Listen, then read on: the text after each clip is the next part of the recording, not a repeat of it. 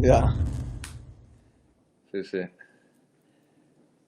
Hello, good evening, and welcome along to MotoGP Live. Sit down with Jack Appleyard here with you once again. Apologies for the slight delay. I know we're about 3 minutes late, but I'm sure tonight is going to be worth the wait. It's a very good evening for the very first time for viewers on Twitter, Facebook, and YouTube too, as well as a good evening to our usual viewers on MotoGP.com. Now, as I'm sure you're all aware by now, we're joined by two greats of MotoGP. Their era-defining rivalry and captured viewers for over a decade with 122 Grand Prix victories between them and 7 World Championship titles as well. We're going to be sitting down and talking in depth to Jorge Lorenzo and Dani Pedrosa. So hopefully we'll be able to join the pair of them very shortly indeed. We have had a few technical problems, which is why we're a couple of minutes late. So fingers crossed we have both of them. And there we go. Jorge, Dani, thank you very much for joining us and your patience as well during our shows. First off, I'll start with you, Jorge. How are you? Hello, everyone. I'm good. I'm here in Lugano, in my house of Lugano. Wonderful days these last 3 days, very sunny, and we are enjoying the good weather. And, I feel happy, training a bit every day. So, yeah, I'm excited to see the rest of the guys starting the MotoGP season finally, no? Yeah, not too long to wait. The tan is looking good with this nice weather. So it looks like you've been enjoying the sunshine. Dani, how are you? Are you fine? Do we find you well?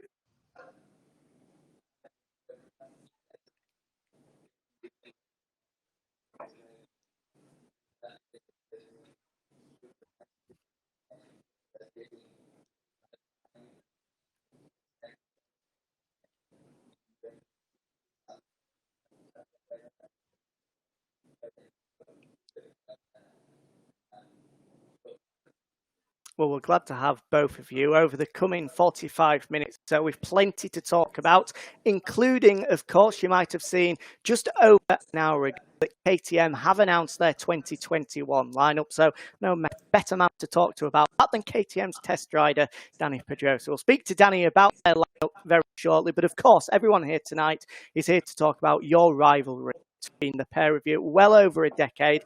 First of all, I'll start with you, Jorge. Where did rivalry start? What was the first moment that you started to dislike Dani?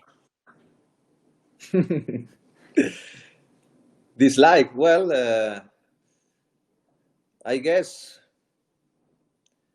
I think our peak of rivalry could be in 2008, but also in our times in 250 it was very huge, our rivalry.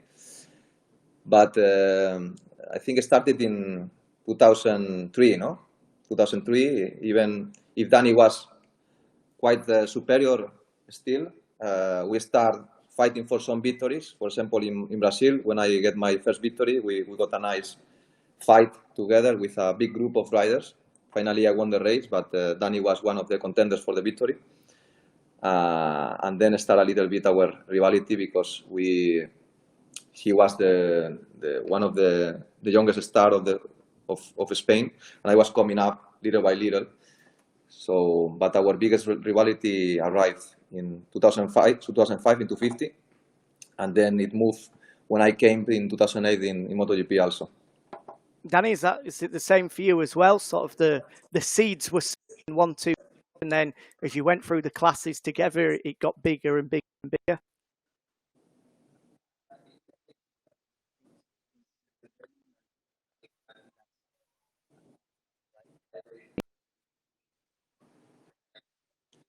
One moment.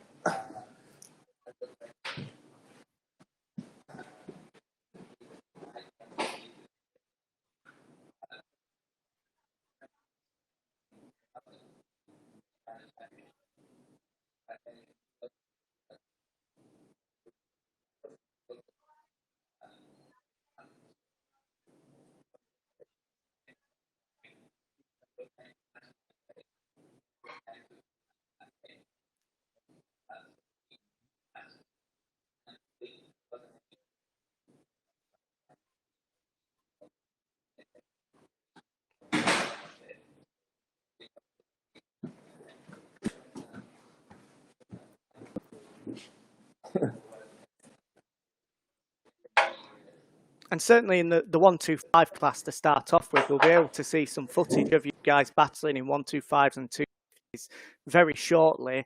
It looked as though obviously the races are so tight in the 125s and 250s.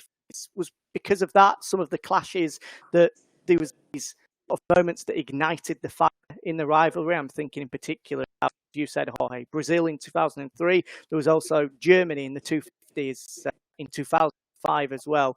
Are there any other moments that stick out for you, Dani, clashes in the younger years?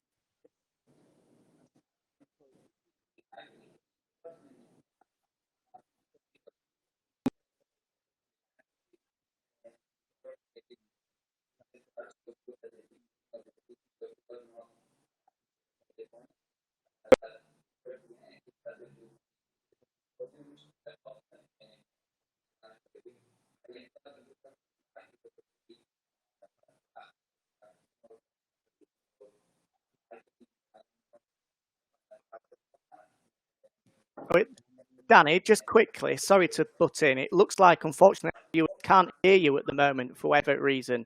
So if you sort of reload the link that we've sent you again, hopefully we'll be able to hear you again. Apologies for that. And apologies for everyone at home that's unable to hear Dani as well. Hopefully we'll be able to get those problems fixed very shortly. Hello?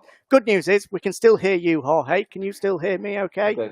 I'm sure hopefully you can still hear me. That's sorry good. before, but I was stopping the washer of the clothes. No problem. No problem. And is it all sorted now, hopefully? My house is full of How about noises, now? so... No problem. So talk to Is us now about... good or not? I can still hear you now. Hopefully we can hear you. Yes, all good. I'm getting confirmation. Can you hear me or not? I can hear you, Dani. Can you hear me? Looks like he can't hear us just yet as he plays with his phone. We'll continue with Jorge anyway. So talk to us about the 125 and 250 days then, Jorge. It looks like, in particular, that rivalry was where it all started. You mentioned the 2003 Brazilian Grand Prix, but that 2005 250 German Grand Prix where the pair of you came together, was that the first time that you actually had a coming together on track? Can you hear me now? Yes, I can hear you okay, Dani. Can you hear me? Okay, now looks like. Well, good stuff. Unfortunately, it looks like as we have Dani, I certainly can't hear Jorge at the moment, which isn't good news. Hello? So we have Dani, which is good. I can't hear Jorge, so we're not off to the greatest start here. But I'll continue with Dani. Jorge, if you try reload the link as well, then hopefully we should have all three of us together. Because at the moment, can you hear me or not? In the next 45 I can minutes, hear Jorge. Okay, yes. Maybe it's me then. That's a bit of an issue. I'll you then, Dan, and as you're answering, hopefully I might be able to sort out my problems. I was about 2005 German Grand Prix when the pair of you came together. Just talk incident and aftermath of it, and how the pair of you, your rival. Well, that moment. I think this was like a race incident. It could be me and Jorge or me and someone else. I mean, hello. We were in a group, you know, and when you are in a group, you try to fight for your position and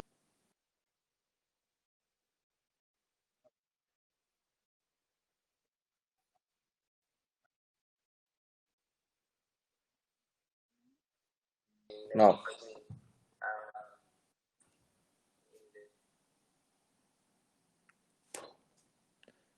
It's okay?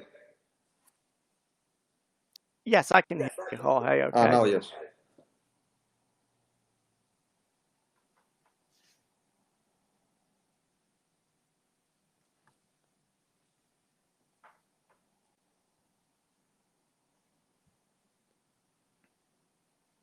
No, I don't hear it, Dani. No, it looks like we've lost Dani as well, unfortunately. So, Jorge, let's look at your move up into MotoGP.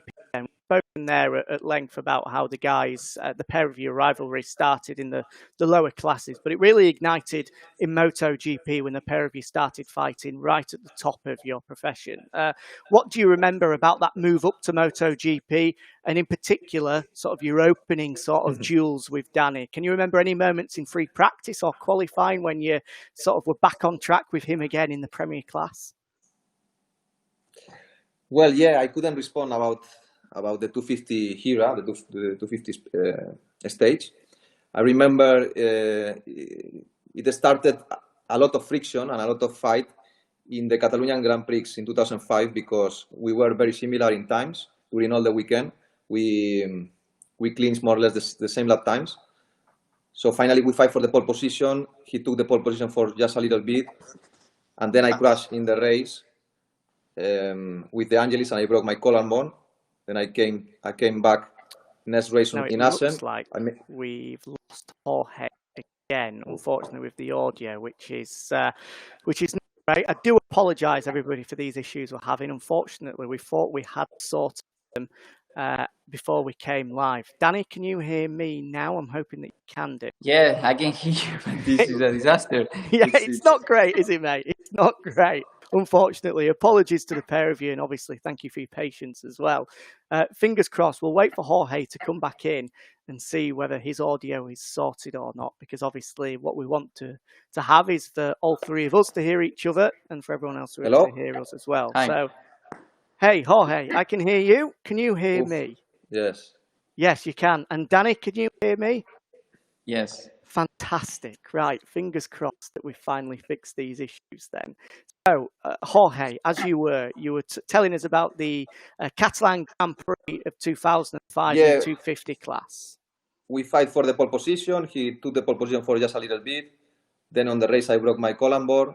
I recovered very quickly and arrived to Assen, and we fight for the victory. I got the pole position, and we fight for the victory till the last lap with Sebastian Porto. Finally, Sebastian win, and they overtook me in the last lap. Well, I took all the energy during all the race. I was leading, so I was very exhausted, and they passed me in the last lap. So I was a little bit upset. And then in Germany, before the race, I remember was a little bit chaos on the press because Dani's manager say one thing, my manager say another thing, and this polemic start to going up and up. And on the race, we were very hot, especially me, that I wanted to show up a lot. Every inch or every space that I see in the braking, I took. Then I see this space in one of the last corners of the track, and I just go for it. We were very close, and I took the rear wheel of Dani. I crashed, and he stayed on the bike, but his speed was broken. I crashed. He kept going, and he won the race. And then after the race, the war started again on the press. No, so were really tense moments. No, and I think Spanish people paid more attention about 250 category at that time than MotoGP. So it was we were very popular, no, at this moment. And obviously by this time, with the footage seen here, back at the MotoGP class now in 2010, 2 years earlier, the King of Spain couldn't even bring you two together with that incredible moment where he forced the pair of you to shake hands. Danny, before we talk about this incredible race, the 2010 Jerez Grand Prix, what do you remember of that moment in 2008 with the King of Spain trying to bring the pair of you together? Well, I mean, like Jorge explained, I think after many years... This was 2008, not 2010. Yes, of course. No, this race we're seeing here is this one in a minute, but the moment in 2008 is what will start. Yeah, so I think in 2008, I mean, you must consider our history then. So it was many years getting a little bit rivalry, getting more spicy, you know, because we have more chapters of fights, and like he said, more the snowball is getting bigger with the press. So finally he came into MotoGP, so immediately he was on pole, he was doing podium super fast, and then of course the rivalry refire again. And we end up both Spanish in the Spanish GP with the will to win the Grand Prix, and my rival was him. So I was super focused to try to win that race as well. He was, and on Saturday he did pole. I was second, so the sparks were there, and yeah, of course, we want the same piece of cake. And then it's true that it was very difficult to make the thing work as friends in that moment. And Jorge, what do you remember of the podium in particular afterwards? We'll talk about this race here and that classic celebration shortly, but the King of Spain bringing you together is a MotoGP moment that will live into the history books. Yeah, Dani explains very well the situation before that race. I came up to MotoGP very strong. And I remember on Saturday after the qualifying, I made a pole position, and I offered him my hand, and he refused to give my hand, no? And I was very shocked. And also I look at Colin Edwards, and he was also shocked. But this demonstrated that our rivalry was very, very huge, no?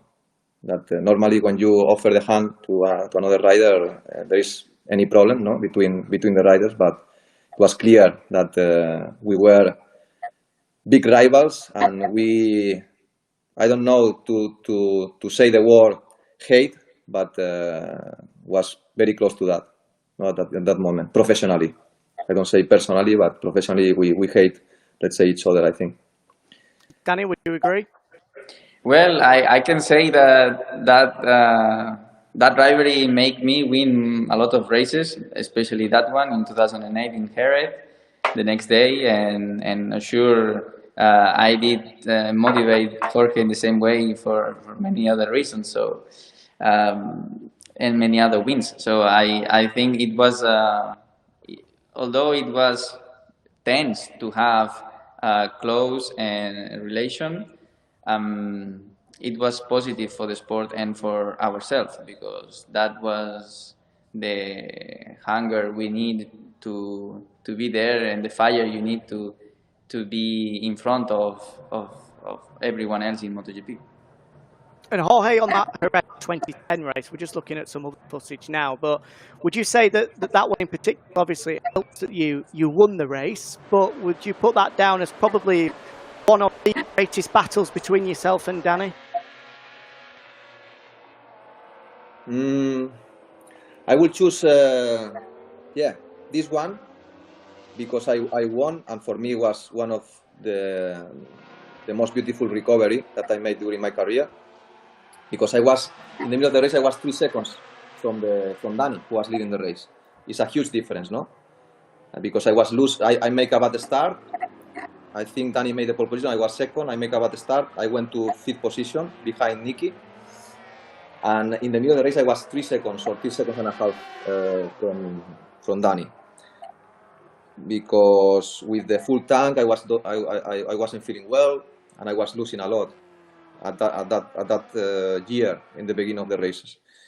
Then I started feeling better when the full tank was getting empty, and I was getting faster and faster and faster, and they were getting slower because the tires were dropping a little bit. So I was starting to recover, 3 tenths, 4 tenths, half a second per lap. I passed Casey, and then I went for Valentino. And then 2 or 3 laps to go, to finish. I catch Valentino, and then I went to catch Dani. It was difficult. Then when was 1 lap to the end, I arrived into the wheel of Dani. But I have to overtook them. I have to overtook him, no? And he started closing the door a lot. And the Honda was a bike that brakes very late. So it was difficult. I tried to overtook him in the last corner by outside, because he closed the door a lot. His corner speed was low, so I say, okay, I try by the outside. But when he saw my bike, he let away the brakes to avoid that I overtook him. Bastardo. So I couldn't overtook him. So I say, okay, keep calm. Another opportunity will arrive, and it arrived in in the slow corner. I don't know the name. Dry sack? Yeah, well, it's Pedrosa corner. Pedrosa corner. Yeah. Which I'm sure, Dani, you're well aware Don't of. worry, Dani. Mark overtook me in the Lorenzo corner in 2013, so can happen. So I overtook him there, and I won the race, no? But I think for the most impressive race that Dani won, because Dani beat me, was in Brno 2012, because we were very, very similar in pace. The pace was incredible, was so constant during the 22 laps. I tried to pull away, I couldn't. Dani tried to pull away. I tried to pull away again, and he the same. And we arrived in the last corner, and it was a lot of overtakings. And finally, Dani was very smart and overtook me in the precise moment, in the precise stage of the track, and I couldn't beat him. So yeah, these two races I think were the biggest fights between us. Yeah, I think the 2012 one is one that most MotoGP fans would go to. And both of your names are mentioned. Dani, you obviously came out on top that day. What do you remember from that race and that last lap in particular? Because it really is one of the great MotoGP last laps. Well, I remember it was a crucial moment because I was getting stronger in the championship as I didn't start so strong. But then I was like 15 points behind him on the championship, more or less. And I knew if I could win, I would be like 10. And if I lose, I would be 20. Then I was thinking, I must win. But for him, I believe it was kind of the same thinking. So I must win. And then that's what the race showed. He tried to put a super rhythm from the beginning, and I could follow, but then I passed him mid race, and I tried to pull away, but I couldn't shake him off, and then by the last lap he managed to find some little place I left, and this took me by surprise in the stadium. So I was completely nervous there because it's half a lap left and I cannot lose this race. So then I said, okay, keep calm and find your place. And yeah, like everyone remember the last chicane. Actually, I tried on the inside and he let the brakes on the outside, and I was surprised he came by on the outside, entering in the last chicane.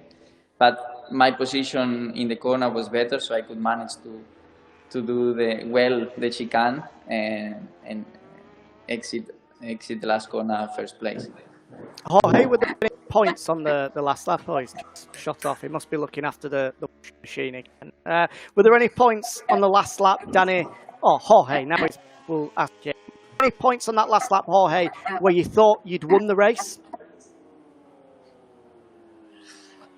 Yeah, I knew the Honda engine was stronger. So in Brno, even if there is no any very long straight, there is this last important straight is in uphill. So I knew the Honda there was difficult to stop. And even that, as we saw before, I tried to close the door in the chicane, so that made me accelerate a little bit slower than normal. And then he took this opportunity to overtook me in this last straight in uphill, and he have the best line, no? As he said, maybe if the race was now, I will stay in the best line, trying not to let this space for Dani, and let him pass me by the outside because his engine was faster, and maybe that way I could take the good line and avoid the overtaking. But when the bull has passed, it's very easy to speak, no? So I tried my last move, as you can see there, by the outside. But I released the front brake a little bit too much. I went too much in the outside, and he have the better line for the other corner. So maybe there I have to be a little bit more aggressive, but maybe we could clash and crash together. So finally for the championship, yeah, was not the perfect race, the perfect race for the points, because I didn't win and I lose 5 points. But if I crash there and I lose 20 points, will be worse. So yeah, it was not. I was not super happy, but it was okay. Dani, because of the champion situation, because it was against Jorge, and because it was on the last lap at the last corner as well, did that victory mean more than just 25 points to you? Well, to me, it meant especially the victory and, like I said at the beginning, the championship tendency. You know, you can start losing points or really recovering and put pressure on Jorge.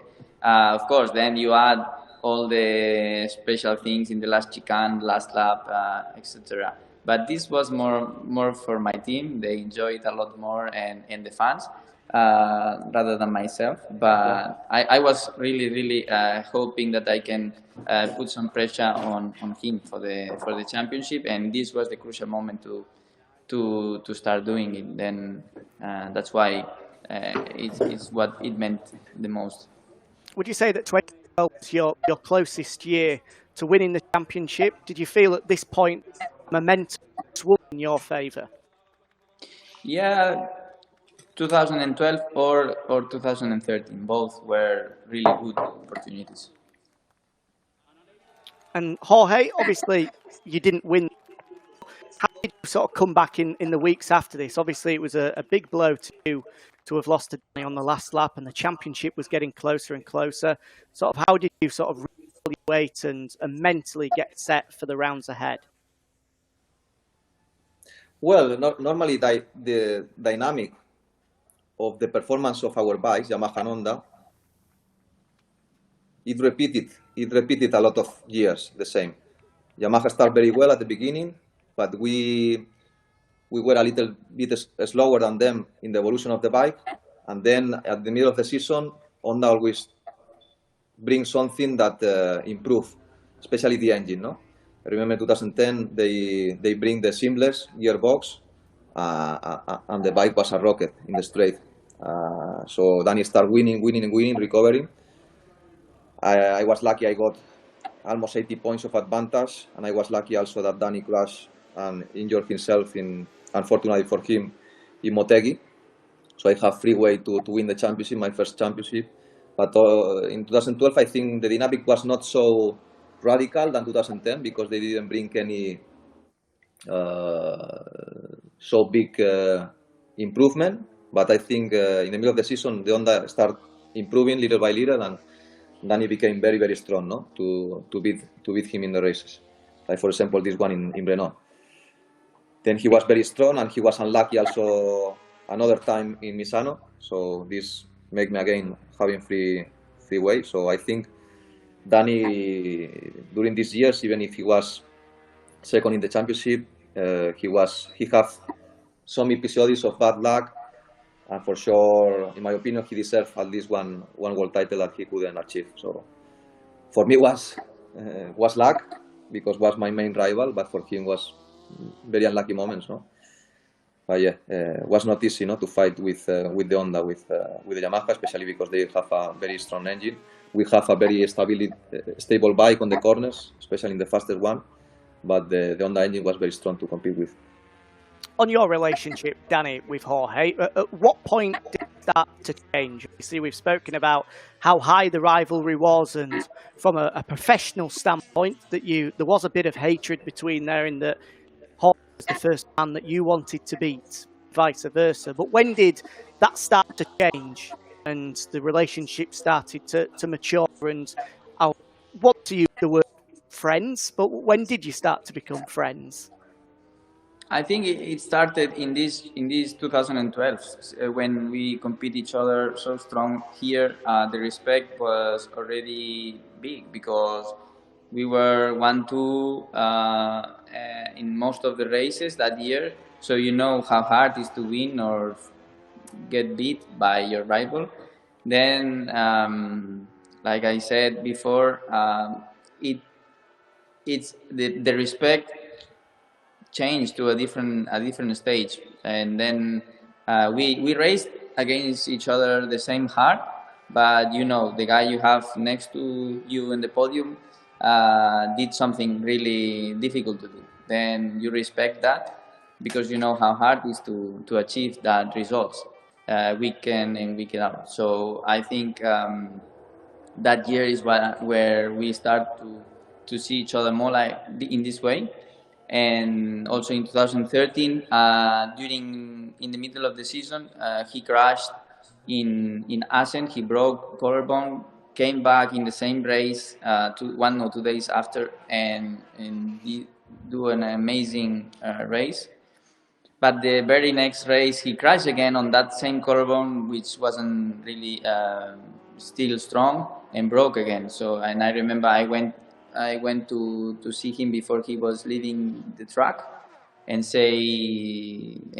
wishing him the best for the surgery. And the very next day, I crashed and broke my collarbone. So. And also, I was out of the championship. At least I lost a lot of points for that championship. So, yeah, I think 2012, 2013 is when we start to respect much more each other in this kind of way. Did you end up in hospital beds next to each other? No, no, but I don't think it's something I prefer to go in a restaurant. Yeah, of course. Hey, do you agree with that in terms of how your relationship sort of made that turn? Yeah, you know, was not a particular moment. I think was more like a progression of. It happened some things that improve our relationship, or we stop speaking shit, speaking bad to each other. So just little by little, our relationship improved. Also, I changed manager because Alberto and Dani Matrain have also their fights from when they were riders, so this doesn't help. I changed manager and he kept with Alberto for some years, and this also make improve the situation. And little by little, as Dani said, we gain respect, we mature also, we get older, and we understood that we have to live together in this big family that is the paddock and the championship, even if we were the biggest rival in the category, and we understand that and we respect each other. I read something online, Jorge, while doing preparation for this, that it said that the pair of you weekend at Gibinau's house, and sort of that's how your sort of proof is true. What happened there? Yeah, you know, they invite me. I hear that they wanted to organize some big thing some kind of little race to enjoy between Spanish rider at Cete's house, Cete's circuit. I hear that Dani trained sometimes there, and they organized this little reunion with all the Spanish rider, and I was invited too. So I came in also with my ex-girlfriend at that time, and I remember that we enjoyed for some hours a lot. We chat, we laughed together. Also with Dani, was the first time that we could intimate a little bit as non-professional partners. But this time was the bad luck arrived to me, in that day, because after some hours we start making the qualifying, let's say, to classify for the race, and I was entering one corner. I remember sliding around a lot. They were a little bit surprised, so I exaggerated a little bit in this lap, and I have a big high side, and I was unlucky to crash with my, I remember, right shoulder, and soon I realized that I break something. Was not, the vision of this shoulder was not looking good, so I went. I remember they were very scared, all the riders, especially Dani was always trying to understand the situation, try to calm me a little bit down, but I went to the hospital, and the ligament was bad, so I have the race in Motegi 10 days later or something like that, So I fly to Motegi. I think I made the pole position on the rain. On the race also was raining, and I lead the race for about half of the race or even more. But then the track was getting drying up, and Dani, that was riding very smooth and saving a lot of tire, not warming up a lot the tires, start recovering, and he took me the victory, and also Valentino overtook me, so I finished third. Was a pity, no, because riding there with this injury of the ligament and going for the win was impressive. Was like almost like a miracle, but at this time also I was unlucky that the track started to drying up, because on the wet conditions I was a little bit faster than them and they couldn't catch me. But this was races, and finally I won the championship. So finally the luck, was compensated a little bit during that championship between me and Valentino, and finally I was lucky enough and strong enough to win it, no? And obviously now, fast forward, well, in your case, Jorge, 4 years, 3 for you, Dani. Retirement was a decision both of you decided to make. Dani, starting with you, obviously making that decision first. How did you come to terms with that decision after such a long time in the MotoGP paddock, and how do you sit with and look back at that decision? Well, it's a strange moment, and it's not something really easy to understand if it's your moment or not. I mean, because always you are a competitor in your head, but you have to realize a little bit when is the time. Of course, I had so many injuries in my racing career, and I was dealing with some older injuries when I was still racing and competing.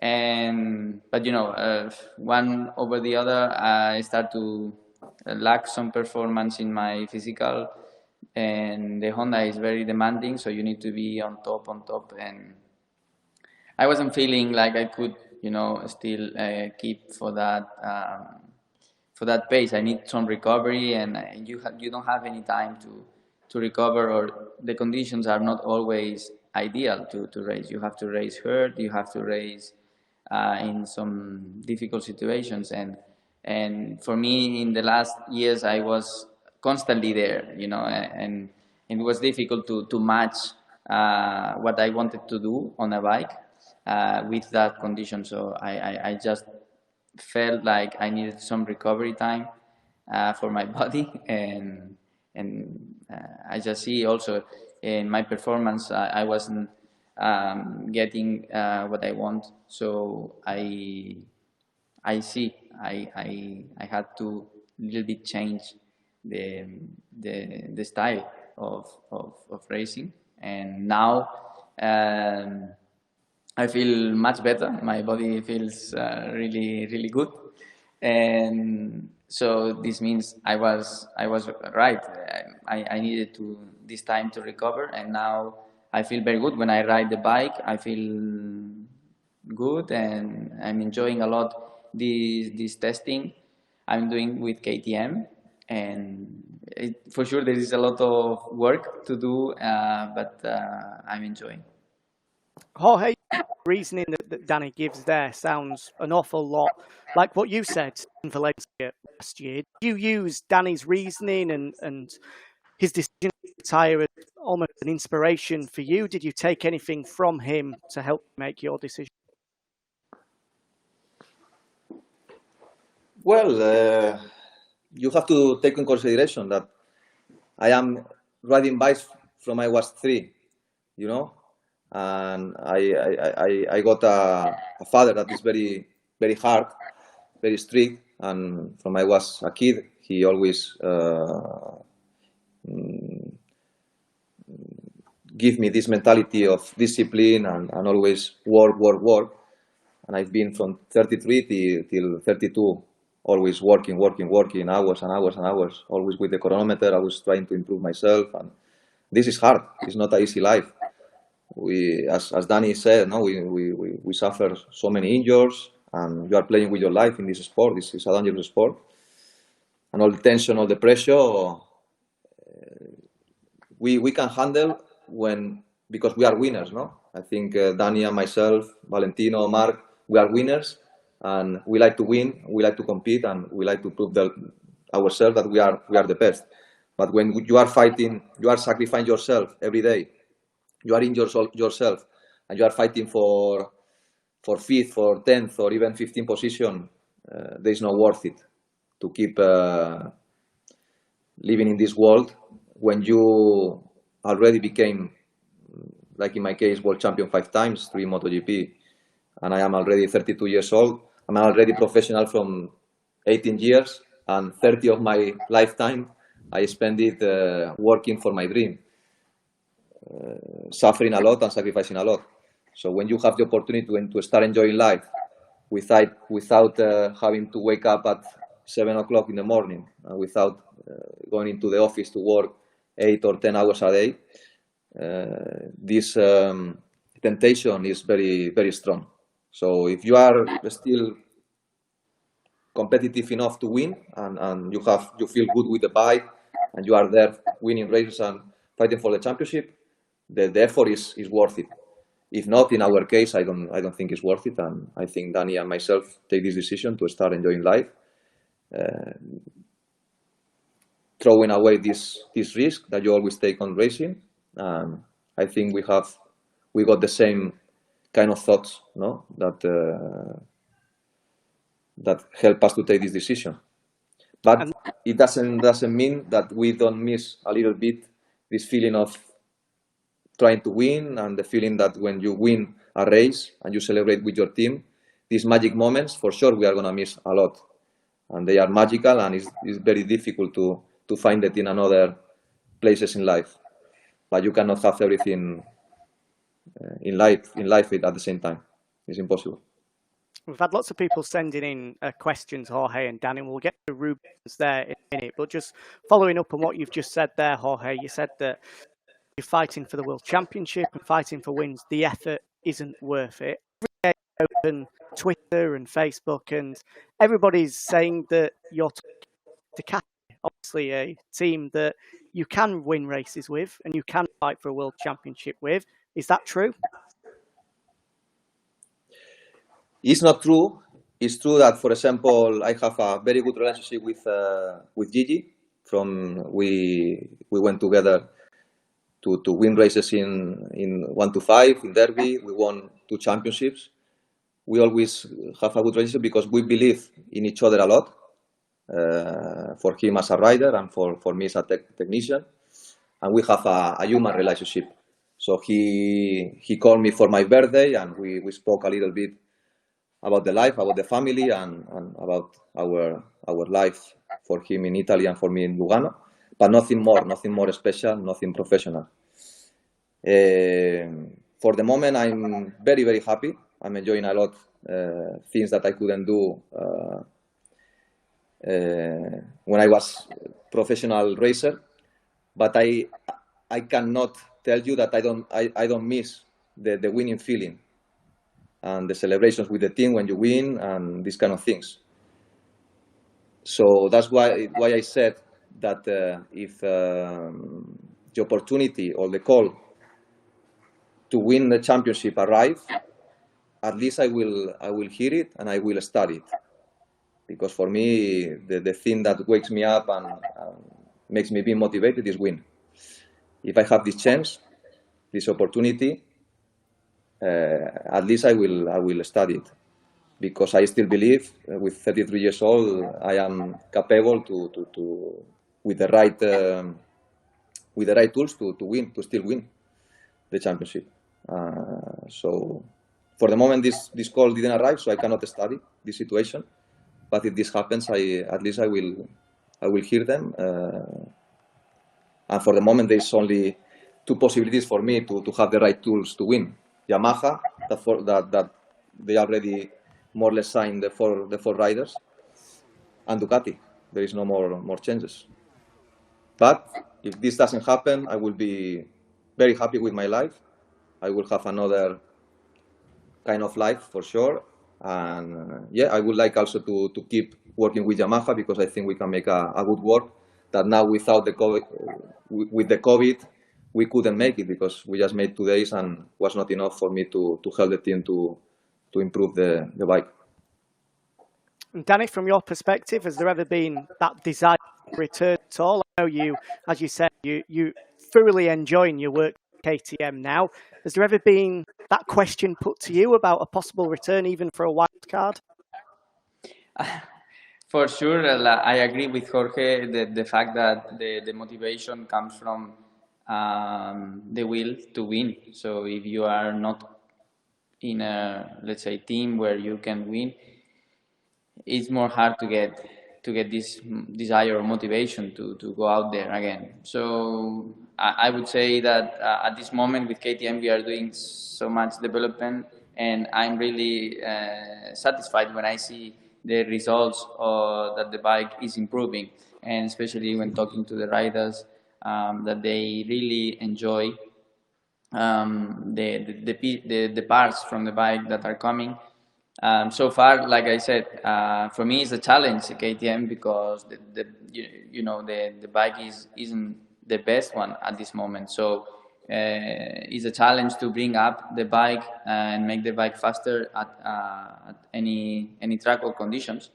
So that's why I think maybe if in the future there is I feel like the bike is more ready and maybe KTM considers it's a good moment, then we see. But so far I have so much work, and then the riders they can really test it on track on the race weekend.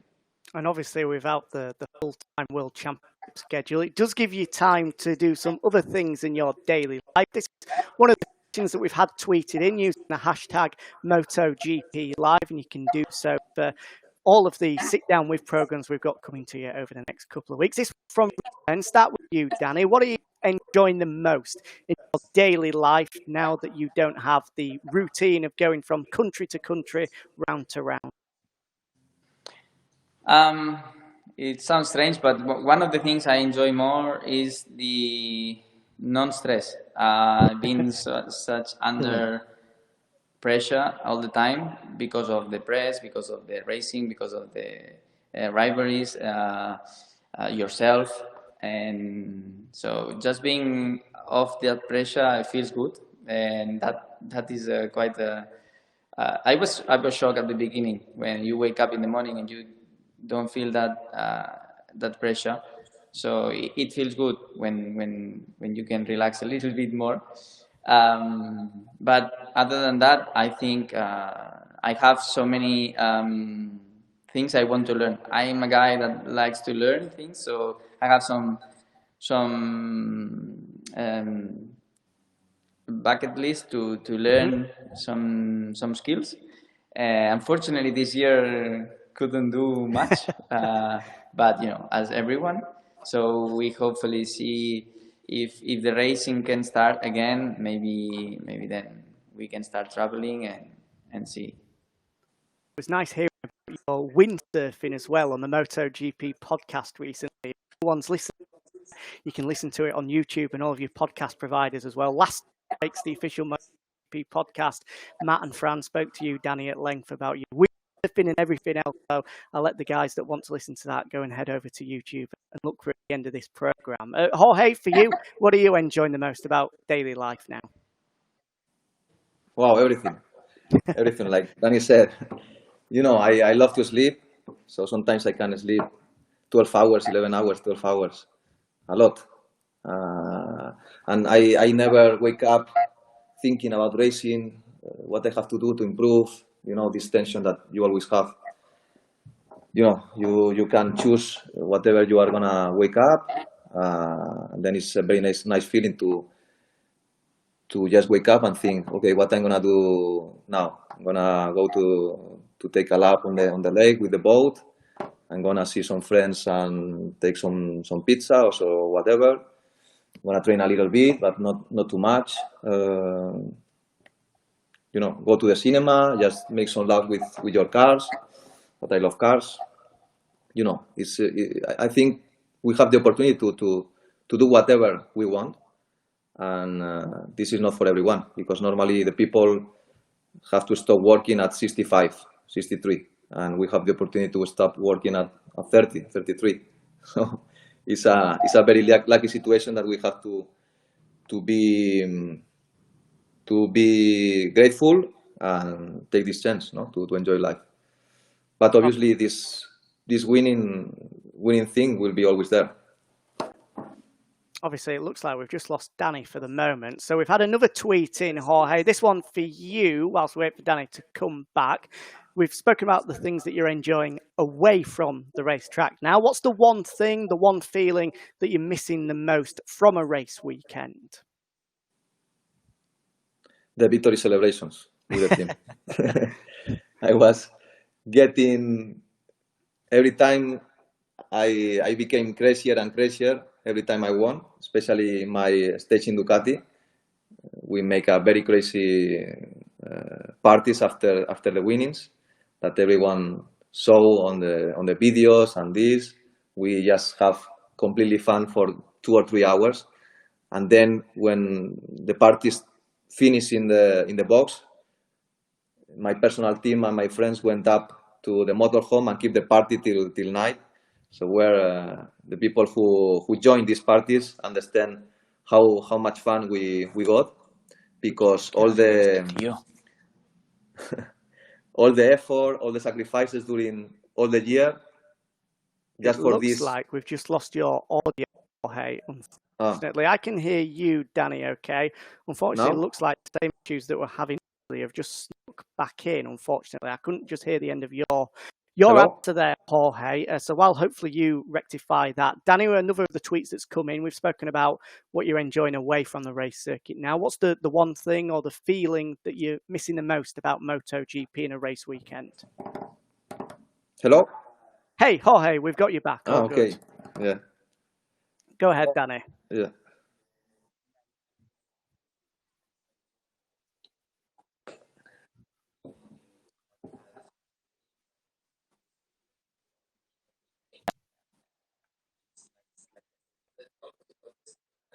Oh, Dani, it looks like, unfortunately, I'm not sure that the guys at home can hear you, which is a great shame. I can hear you. I can hear you.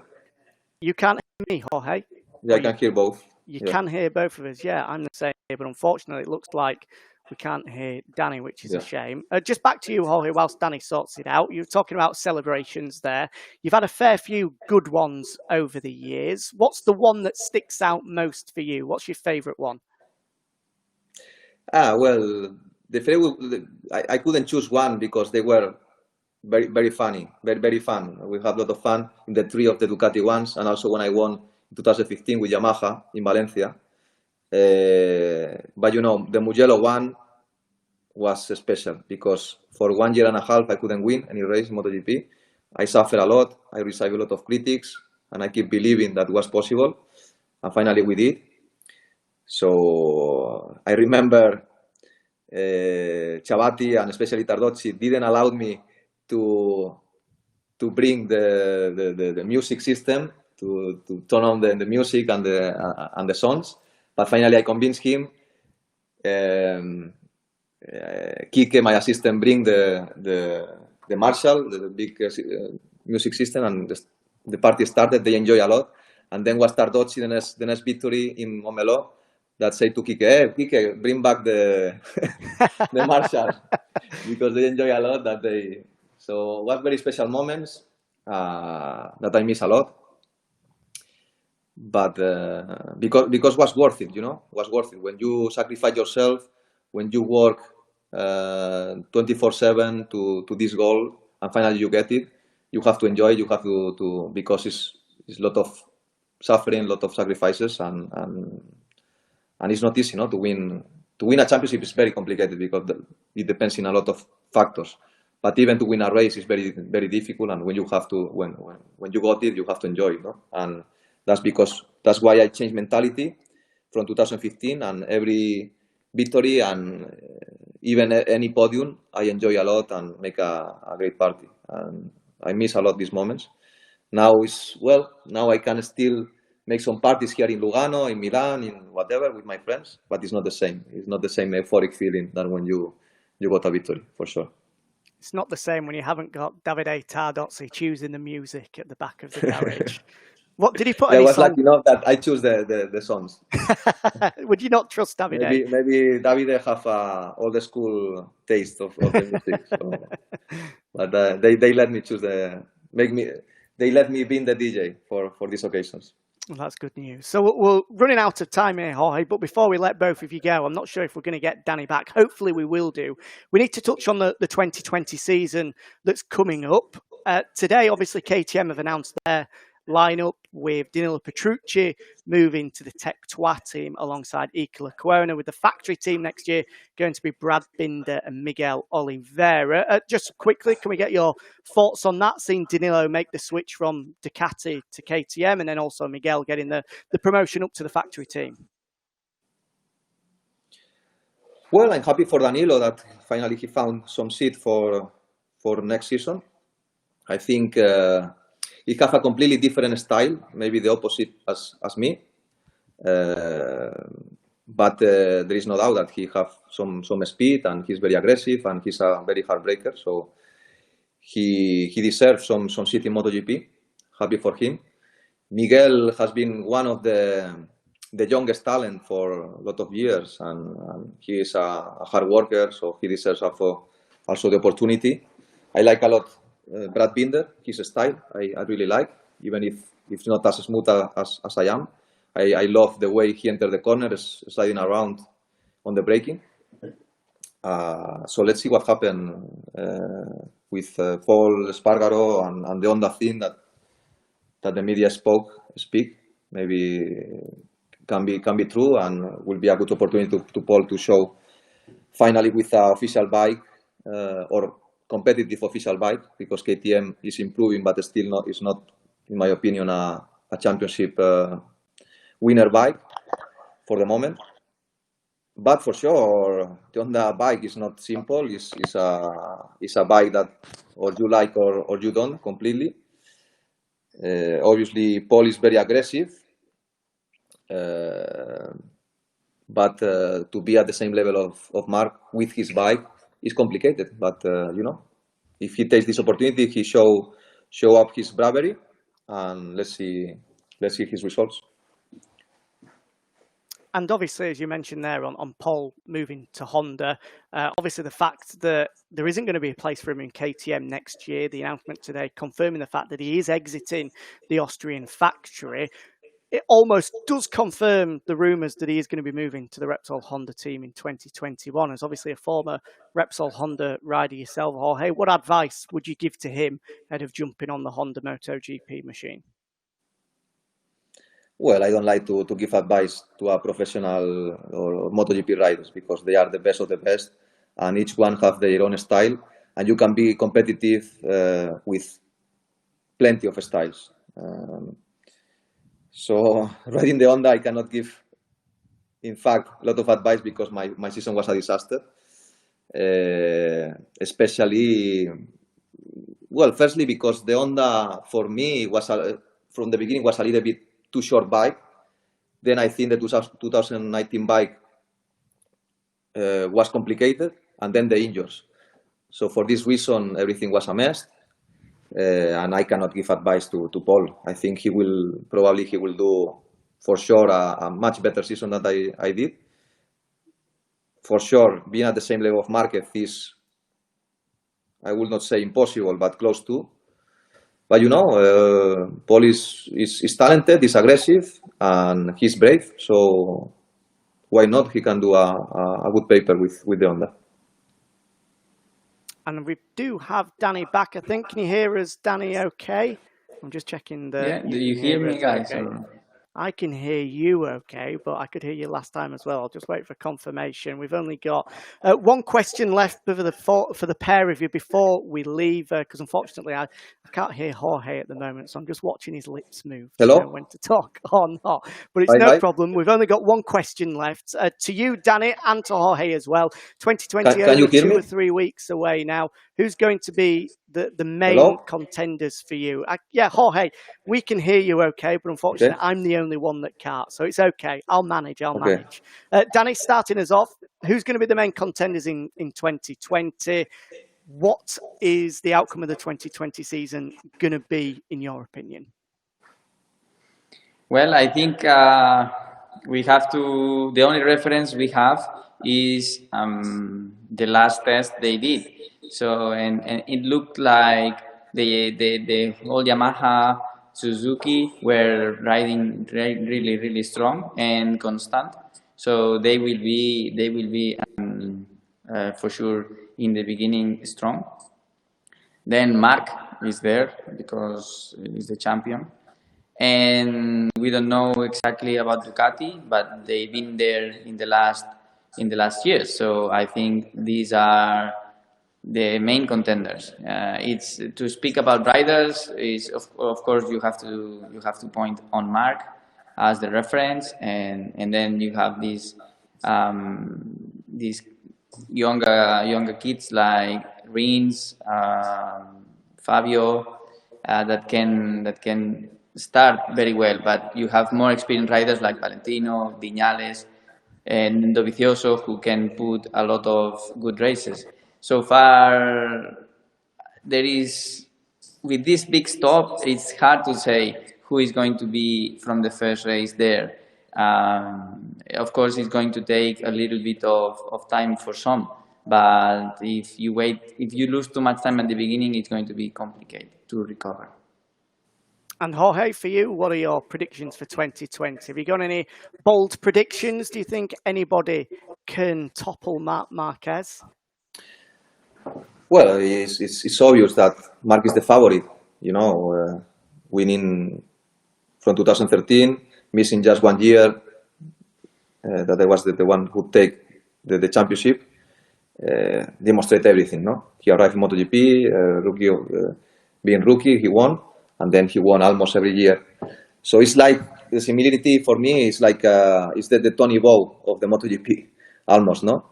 He's, for the moment, superior to the rest, and for the rest, it's difficult for them to beat him. But things can happen, things can change, in my opinion, especially because despite the trial, the MotoGP, the bike is a little bit more important because there is a lot of things that taking in count, like the engine, the chassis, the electronic, and everything. So the bike is very important. And if Marc have some problems with the bike, or Honda is not competitive enough, some years he can have some issues, no? To fight with, for example, a strong Yamaha that have Quartararo, who is very strong, very fast, very quickly, and now I think Viñales found himself in a very strong mental position. You cannot discard, obviously, Dovi, who finished second the last 3 years, and Valentino, Rins with the Suzuki. But it depends on the bike. I believe if the Honda is competitive, at least, Marquez is very hard to win. If the Honda struggle for some reasons, it's possible for him to lose another world championship, in my opinion. And me, that I am at the moment the official Yamaha test rider, I would like to see that happen with Fabio, Maverick, or Valentino. Well, thank you very much to the pair of you. I did say that was going to be the last question, but because you just cut out when we were asking it, Dani, I did say at the top of the programme, we need to get your thoughts on it. A huge day for KTM today, of course, with the fact that they've announced their 2021 lineup with Brad and Miguel in the factory team and Danilo Petrucci moving across from Ducati to join Iker Lecuona. Can we get your thoughts on that? And then also, if you could just let us know some thoughts on Pol Espargaro as well. Obviously, today's news confirming he's going to be leaving the factory next year, someone that you've worked closely with for a long time. It looks like he's going to Repsol Honda, a team that you know very well. What advice would you give to him ahead of that switch? Well, I think for KTM it's a really a good moment because they will have these two riders, young riders on the class. Binder and Oliveira in the factory team. This means they grow. These riders Moto3, Moto2, and they always prove they go into the team very well and they achieve very good lower class. So hopefully with a little better bike performance during the next months, they can adapt better to the class. But for sure, this pair, they compete each other very, very strong, like me and Jorge did a long time ago. So this will help them to improve their lap times track by track. So I think it's a good combination for KTM. And for Petrucci, I'm not sure how it will be, but he comes from Ducati, so for sure some engineers can learn some things from Petrucci, and that's also positive for KTM, I see. And then for Paul, I mean, I think there is not much advice I can say, because he is a quite experienced rider. He's been in Yamaha before KTM, and now it's been, you know, if he has this amazing chance, then he must take profit of the opportunity and do the best. I think his rival is very strong. Everybody know how strong is Mark, but if he can transfer that to a motivation, then it's good for him. Will you be sad to see him go? Sorry? Will you be sad to see him go? I imagine you've worked well. with Of him. course, I mean, for KTM, he was the strongest rider, the most experienced one, and it's sad for us to lose him, but we understand, and I think it's a good opportunity for KTM to have these young kids with a lot of energy to push the limits of the bike. Yeah, it's only good news for KTM with such a young factory lineup in 2021. Well, guys, thank you ever so much for joining us over the past hour and a bit. Apologies for the technical difficulties throughout it. We appreciate your patience so much. And hopefully we'll see you both at the MotoGP circuit very soon, where we can catch up once again. I've thoroughly enjoyed the past hour. Hopefully you have too. And yeah, nothing else much to say other than that. Stay safe, and we'll see you soon. And thank you to everybody at home for tuning in as well. Remember, you can catch up on all three of the opening sit-down with episodes on MotoGP.com through our on-demand service. We'll see you in 2 weeks' time for another sit-down. Evening. Thank you very much. Take care. Bye. Bye-bye.